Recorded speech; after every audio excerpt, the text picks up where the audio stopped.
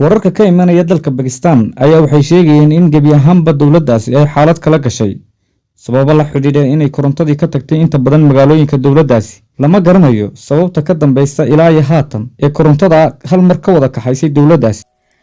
The breakdown, one of the worst in recent years, hit the capital Pakistan and commercial capital Karachi as well as Lahore, Rawalpindi, Multan, Faisalabad, Hyderabad and even parts of Pakistani administered Kashmir.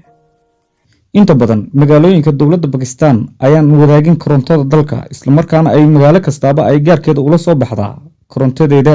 waxaa ilaa iyo imika la garan layahay sababta korontada haleeshay ee hal mar ka wada kaxaysay magaalooyinka. wararku waxay intaa ku darayaan in dawladdaasi weerar lagu soo qaaday.